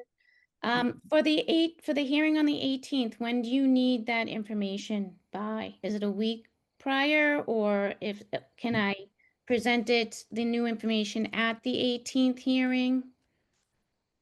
So you can present it at the hearing. It's just that you wouldn't expect to have the hearing closed that night, even if you do everything, because we wouldn't have had a chance to look at it ahead of time. Then if that's the case, and to save the applicant money for hearings, maybe we should not do the 18th, but the 2 weeks after? Okay, you mean the Okay. first meeting in October, Yes, October 2nd? October Okay, 2nd. we can do that. Okay. Anybody object to that? Do we amend that motion? Yeah, or make a new Oh, a motion. new motion. We voted, didn't we? Oh, are we under discussion? Oh, no, I guess we did vote. Sorry, I can't keep track of anything. Okay, I make a new motion, or Courtney already did. Did you make a motion, Courtney? No, Okay, I don't know what I just said. Okay, good. That's the way we like it. I move to continue the hearing on 54 Everett Street from from today and from the 18th of September to October 2nd. Second. Okay, any further discussion? Okay, roll call vote. Michael, aye. Steve? Aye. Jacob? Aye. Courtney, Aye. Jonathan? Oh, Jonathan, did I hear you? You're muted, but, Yes, aye. oh, okay, now I hear that. Sorry. Need it for the recording. Okay, I think I got everybody. Okey doke, we're doing it there. Thanks, everybody. See you in about a month. And sorry, we're behind schedule by quite a bit. Apologize to the folks for 86 Coolidge Street. Let's see here. Let me go start this up.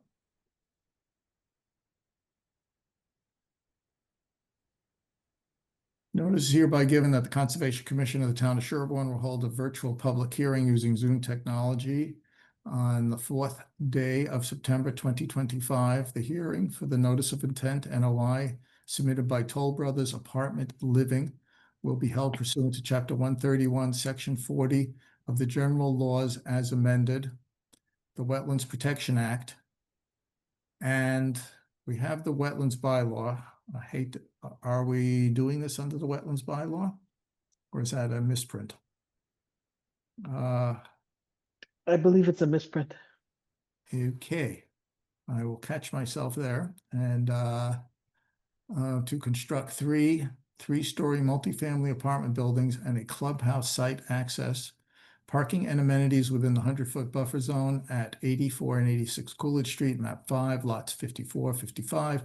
This application is available for viewing at the Sherborn Conservation Office. All persons desiring to be heard will be given an opportunity to speak at this hearing. Do we have all the administrative mailings and such? Oops, you're muted. Andrew, green cards? Yep, I have those. I can share my screen very quickly just to show the commission. And Joyce, I did email these over to you just before the hearing, just so you have them for your records. So these were sent out on August 21st. Okay. Good. Thank you, guys. Yeah. So those are the receipts. What about the green cards? Green cards themselves, I can scan those over to you. There's a few that are back in our office already. Okay. Yep. So Okay. Well, we're not closing the hearing today anyway. So no. Nope, our intention is to give you guys a project overview and certainly take any questions. So we can absolutely provide those to you as well, Joyce. Okay, we'll go on that basis. Okay, it's over to you, how you want to present this? Well, I was going to kick this off. Evening, everyone. My name is Will Adams. I'm with Toll Brothers Apartment Living, the applicant for the project. Obviously, you've met Andrew. Some of you probably know Andrew with Goddard Consulting. He is our wetland scientist.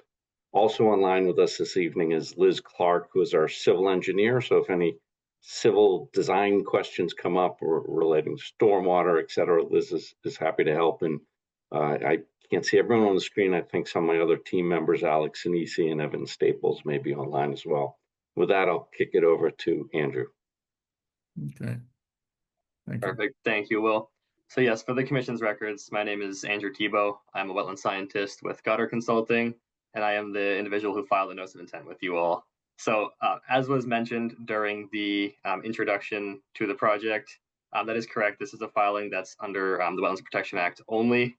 So a little bit of backstory. I think the commission is likely well aware of the project for this site. It's not a new project overall, but it's a new filing with the commission. So this is part of the Coolidge Crossing comprehensive permit application.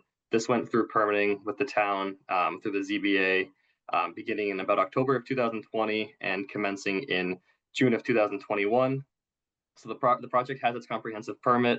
It's been transferred over to Toll Brothers, and we are now looking to permit this under the Wetlands Protection Act.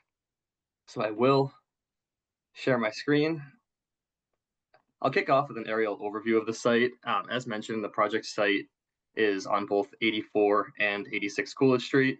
So I would first start off with an aerial just to show the existing conditions of the site. In the southern portion, the larger of the two parcels is 84 Coolidge Street. This parcel measures about 16 acres of land.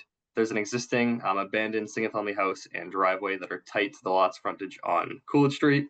There's a power line easement that runs through the southern portion, and about half of this property is mowed and maintained. Portions of that are upland meadow area, portions are wet meadow area. The remainder of the lot is 86 Coolidge Street. This measures about 6 acres in size. It has an existing single-family house and driveway that will be subdivided off the proposed project, and so it will not be part of the actual project itself, and the work will occur in the upper portions of 86 Coolidge. So I would move to the existing conditions plan that we see here, and I will give the commission a full screen view here. So these resource areas were previously delineated and under review at the time of the comprehensive permit application. Because all of that data has been done previously, these wetland lines are part of existing CAD file data, and they were able to be reestablished on site. So this wetland delineation, not only is it from the plans that have been reviewed previously for the site, but it's also been reestablished and rehung in the field as well. So we have two main wetland types on this property. As mentioned, on 84 Coolidge Street, there is a wet meadow. This area is mowed and maintained. It consists of primarily herbaceous vegetation, low growth shrubs. And then on 86, we have a forested wetland. The commission will note that it's narrow in size. The land slopes up on both sides, and this creates a BVW system with drainage patterns. So it is a bordering vegetated wetland. It is forested in this section. So we have two separate wetland types on both sides that contribute 100-foot buffer zones onto the property from both sides. One thing that's important to note with this application, though it is not held to the standards of the local bylaw under the comprehensive permit, all of the site plans still do display the 50-foot no alteration zone. That has been shown in an effort to show the effort to comply with the bylaw to the extent possible with this project. And so, as was noted, the project proposes to construct three three-story multifamily buildings on the property with associated driveway access, parking, clubhouse, garages, and green spaces. So the three buildings that we see here, they're labeled buildings 1, 2, and 3. They're comprised of 47 units in building 1, 47 in building 2, and 42 in building 3. So these buildings would have been the same footprints that were previously reviewed within the comprehensive permit, but they have been reworked internally to change the unit count. But the intent of the application is to stay consistent with what was approved previously. To start off with the work that's located outside of the buffer zone, I'll start at the site entrance on Coolidge Street. So from 84, we can see where the existing building is currently on site is a little bit of a hash mark here. We have a 25-foot wide driveway access that enters in from Coolidge Street to service the parking for the proposed buildings. The nearest 100-foot buffer zones are on portions of 86 and up in the vicinity of buildings 1 and 2. So the driveway access, the clubhouse, portions of the parking in this area are located outside of the jurisdictional buffer zones. Similarly, in the northern portions of the site, the 100-foot buffer zone fizzles out on my cursor that we see here. And so we have our portions of building 3, portions of our parking, and a green space dog park that are all located outside of the buffer zone. For work within the buffer zone, the 100-foot buffer zone travels approximately halfway through each of the proposed buildings that we see here. So about half of these buildings are located within the jurisdictional buffer zone. The limits of the buildings, the footprints have all been kept outside of the 50-foot in an effort to limit any impervious surface encroachment within that 50-foot. The parking lots themselves have also been kept outside of the 50-foot no alteration zone. The impervious surface that we can see here would clip just outside of the 50-foot. The stormwater management for this property, it would consist of catch basins, drain manholes, infiltration basins, and several underground infiltration systems. As mentioned, Liz Clark, our engineer, is on the call to answer any specific questions on the stormwater management. It is important to note that during the ZBA process, the town of Sherborn utilized the peer review services of Tetra Tech. And so the civil design of this project, the stormwater management, and the wetland and buffer zone impacts were reviewed at that time. So there was a comprehensive review that has gotten us to the design that we see here. Finally, most important to note is the project, in addition to being kept outside of the 50-foot as far as all impervious surfaces go, does present the opportunity for multiple improvements to the property.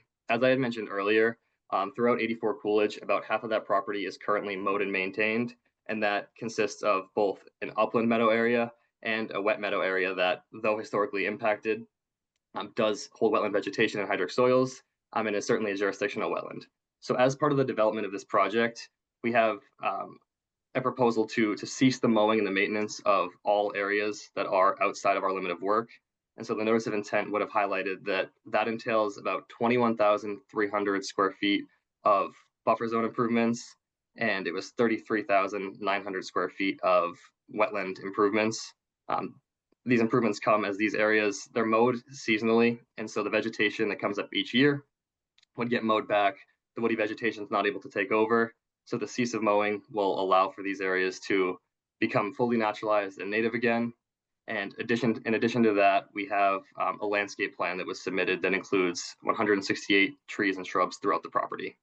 So for tonight, the goal is to give you guys an introduction to the project, take any questions or comments you guys have. At this point, we are still awaiting our DEP file number. Our reviewer from DEP actually reached out today, just letting us know that they are working on it. They asked us just for a couple more PDFs of the plan so they continue their review. So it's our expectation that that file number is coming, but we are still waiting for DEP comments. So as Will had noted, myself, the wetland scientist, is here, and so is Liz Clark, our engineer, if there are any questions at this time. Thank you. Okay, thank you for the presentation. So Andrew, DEP did issue a file number and they have a number of comments. So That must have just came through. I'm not sure exactly when it came through. It came through today. Perfect. So if that's the case, then I would conclude my presentation by saying that the next steps on our end, what we typically would do is prepare responses to all of those comments, revise anything that's needed, and so you guys will be getting revised materials from us that would address those. So that's great news that number's in. Okay. Are there any other paperwork stuff that we need from them in terms of tables of different things that? I have not had the chance. I have not looked through this thoroughly. So we'll have to get back to you about some other issue, about other things that we need. Absolutely. And I guess to kick this off, since it's a large project, in terms of our review and the fact that, I guess I'll start with the more complicated stormwater of that. That was reviewed last time. I guess we need some sort of certification or such that nothing has changed from what was approved last time to what you're including here, or what you did us. Absolutely. So included in the filing was a letter from me as just documenting that this hasn't changed. There was one minor modification, and that was to infiltration basin number 2, which is just to the, thank you, right over there where Andrew's cursor is. And that modification was done to reconfigure the shape of the basin. However, we did maintain the volume and then the volume at the increments of the elevation. So it does function as designed. Okay. But the remaining, the stormwater management report that was submitted was the report that was peer reviewed back in 2021 by Tetra Tech. During this time as well, I'd like to remind the commission that I think 3 or 4 letters were received from the commission while the permit process was being reviewed. So improvements and considerations were considered then as well. Okay, yes. Some of us have been here from then, not all of the commission. So no one on our team's been there since then, so. Okay. So the reconfiguration of the stormwater, is that I guess it's barely in the 50-foot buffer. I don't know what it was before. And okay, so that's that would, I think, depending on what other people feel, that would seem to be sufficient for us to not have to go back into all of the stormwater management stuff, unless others on the commission feel differently. I will jump in quickly. I apologize for cutting you off. Just that there was a letter provided by GPR in the notice of intent. So they summarized the changes in those calculations to show the consistency of the pre and post numbers is included in the notice of intent. So that information is there to make sure that you guys have that for your review. Okay, well, we'll look at it. We'll look at it more closely to see if we need anything. Since Perfect. we haven't had time to look at it all, whether we're fine with the stormwater or whether we need a little bit more looking at it, we'll get back to you about that, but it's a good starting point, for sure. As to the delineation, which I guess is, I don't know if whether you've made any changes when you reflagged it, or whether you did any more further investigation when you are testing of sampling of the wetland line, or you just basically reflagged the old one? No, didn't we Yeah, have so a ANRAD for that? What? So we had an ANRAD for that. there is an order of conditions for 84 Coolidge that was issued in Oh. 2020. It is still active, partially because of COVID tolling and then also the Permit Extension Act. So the line on 84 Coolidge is under a previous notice of intent. And I will also clarify for the commission that months ago, this spring, prior to this project, the wetland delineation that you see here, it was reestablished in the field. The intent behind that was not simply just to put it on the site plans and move it along. Goddard joined the team as wetland scientist this year for this filing. And so what we had done is we had the consultants of Toll Brothers re-establish this in the field based on the survey data, and then we took an independent review of it. And so we have a report that says that we have taken a look at the wetland delineation. We are in agreement with it. And so that is all in there as well. Okay, does that, I guess we'll have to get back to you, Joyce, I guess, whether this is told. I haven't looked, again, we'll have to look through it. They Okay. filed at the very last moment, so I haven't had a chance to look at. Okay, we'll have to confirm your such things, otherwise we might need to deal with the fact that it's a big project, and whether we would need any sort of like in the past, like in the past time, we had a consultant that the applicant paid for. And we'll have to go see what that level of need will be going forward for this. I guess it's too early for us to actually ask you specifically what things we might want to have external help with at this point, such as checking on whether the delineation is still valid, and whether we need to get it reviewed, or whether we need any additional help with conditioning of this. So yeah, so it's a little, so I guess it's hard for me to say very much definitively here about any of that until we review the application. So yeah, those would be outstanding issues for us, whether we want assistance and of what type in reviewing this project. And we'll figure that out now that Joyce will start reviewing it.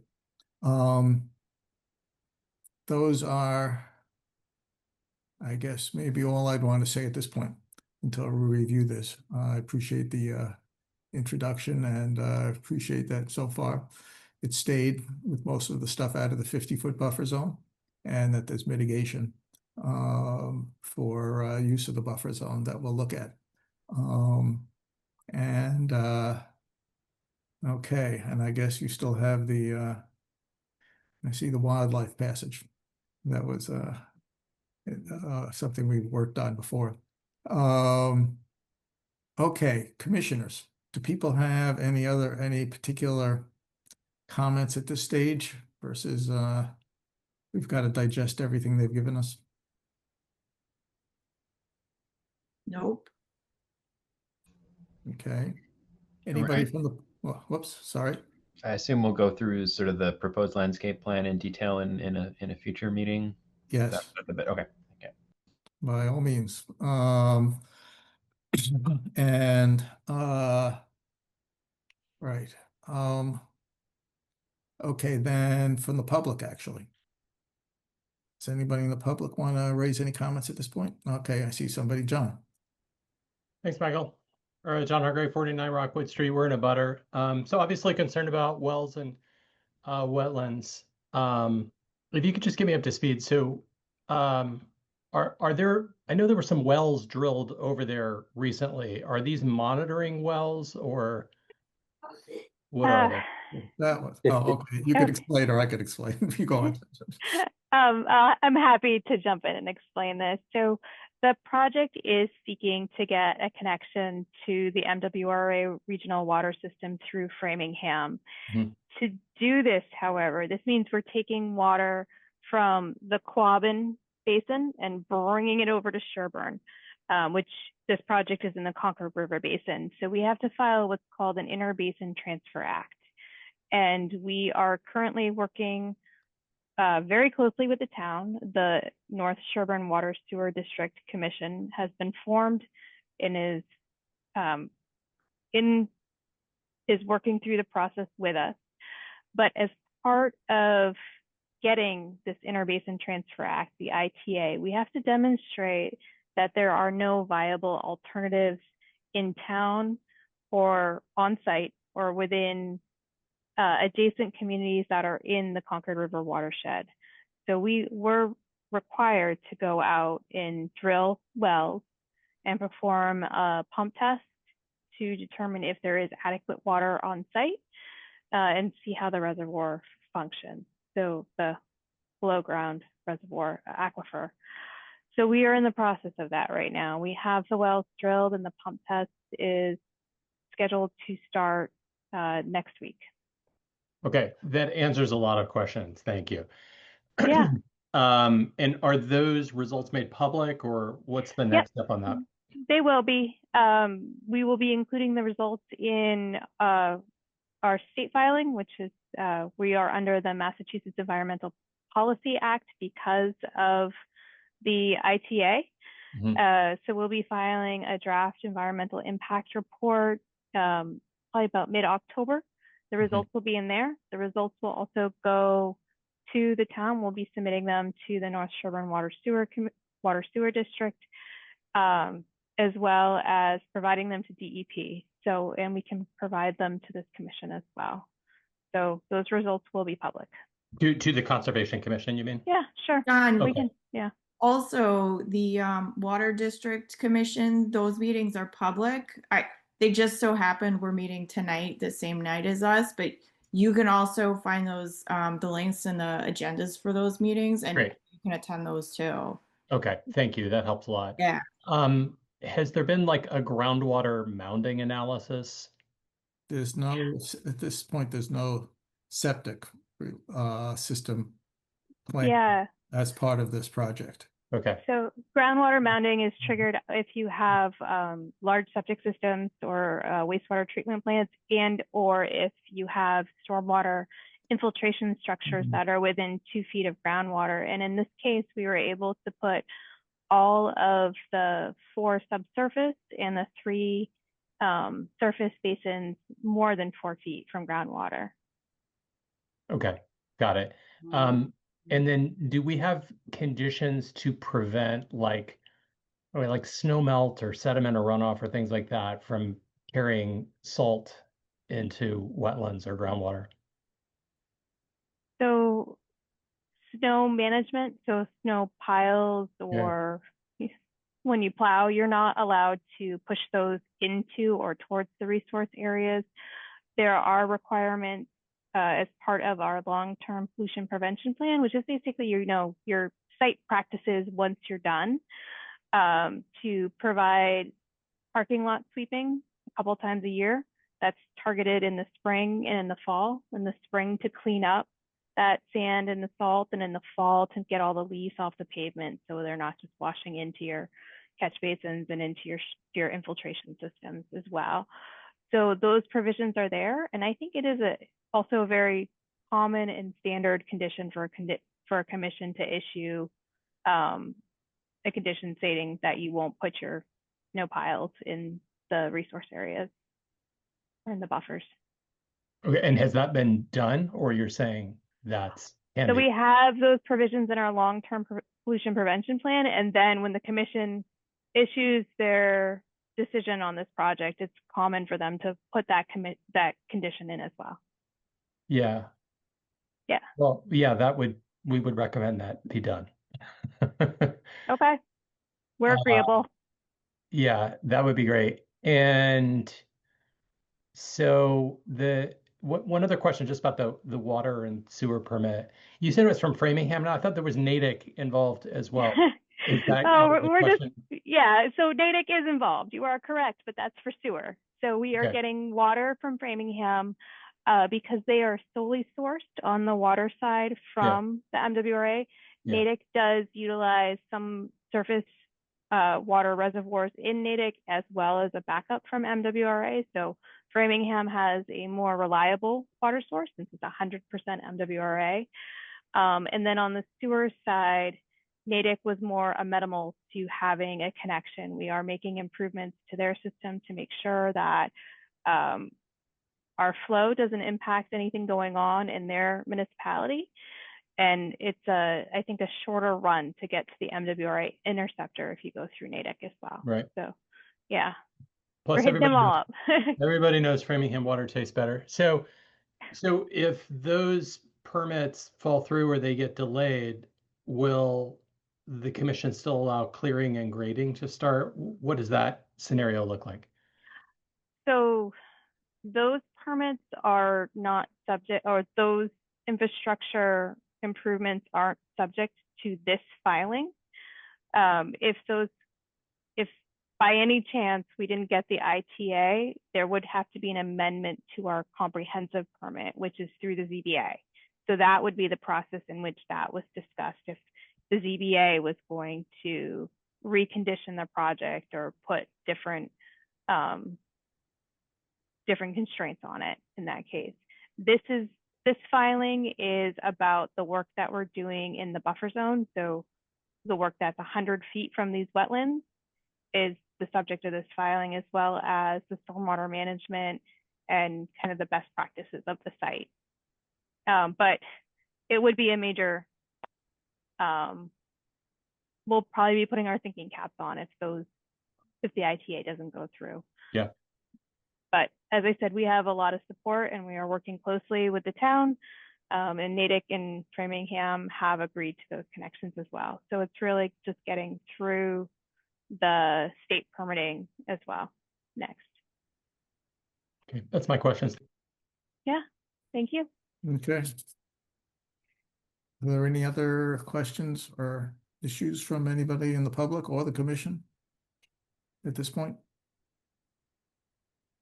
Okay, yes, one thing, I guess, of the stormwater, we'll go back and look at the long-term, the pollution prevention plan that's proposed. We'll review that again. That's, John, where they have those kind of specifics about snow removal, de-icing and things like that. I think is in there, if I recall. Okay, in that case, Joyce, do we have enough?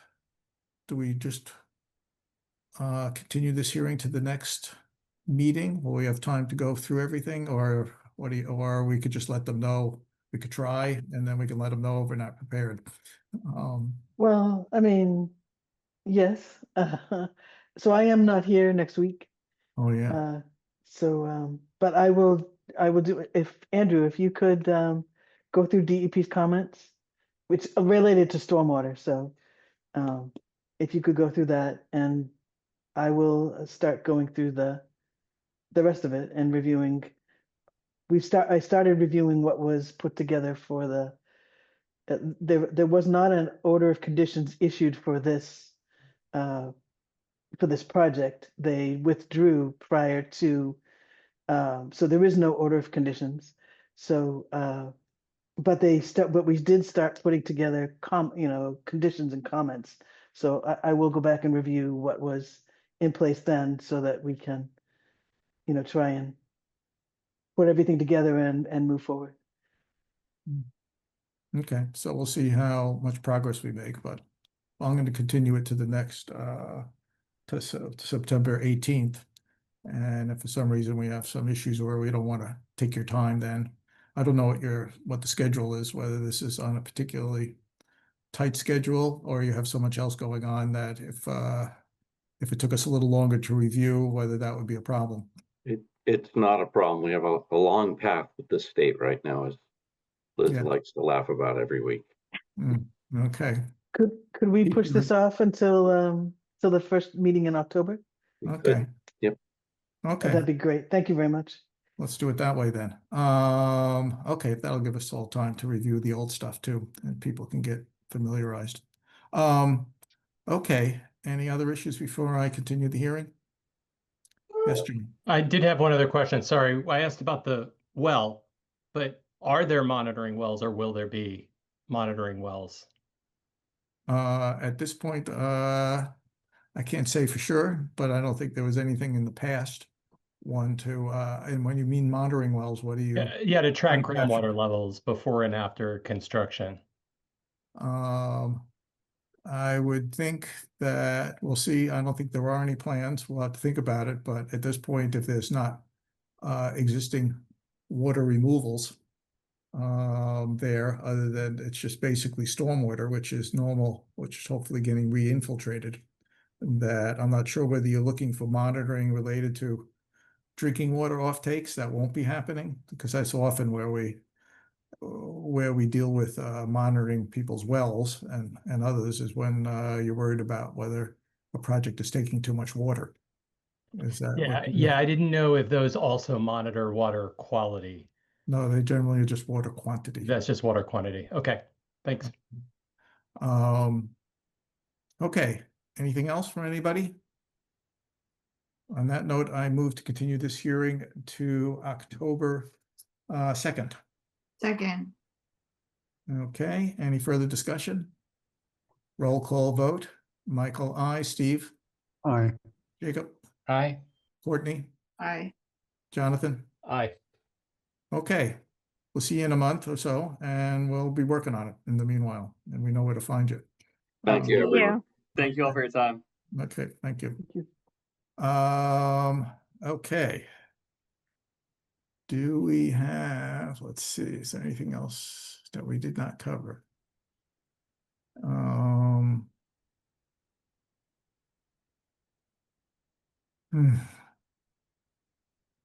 Yes, Jimmy, Washington Street. I think we have covered everything. Is that agreed? I didn't miss anything? Move to adjourn. That's Okay. agreement. I have a question before we adjourn. Yes. The Everett Street property seemed to take quite a bit of time. And is that going to take, because that's on the first as well? Or are those two meetings going to be in the same day, those two properties? Right. Yeah. So I will, so it's a balance between giving things too little time between and then too much time. So it didn't work at all tonight. So yeah, the Well, answer I'm is just worried yeah. about those two being on the schedule. Right. Well, I don't think we can, hopefully we can handle a lot of 54 Everett's issues offline before it gets to the meeting. That's my goal. Yeah, I mean, we have had longer meetings. We've been lucky in the last 6 months of ones that have been reasonable, but we'll have to see how it goes. And to some extent, since there's not an urgency on the Coolidge Street one, to the extent that we get through some subset of issues, we can always continue the hearing if it's getting late, so that we can then continue with the issues another time. So it's not like there's pressure to complete the hearing in some way. So I think it'll work out okay. It's my sense. Okay. Let's see. I think we had that seconded. Did somebody second? I'll second it. Oh, you go. Okay. Thank you, Jacob. Any further discussion? Okay. Roll call vote. Michael, aye. Steve? Aye. Courtney? Aye. Jacob? Aye. Jonathan? Aye. Okay. Meeting adjourned.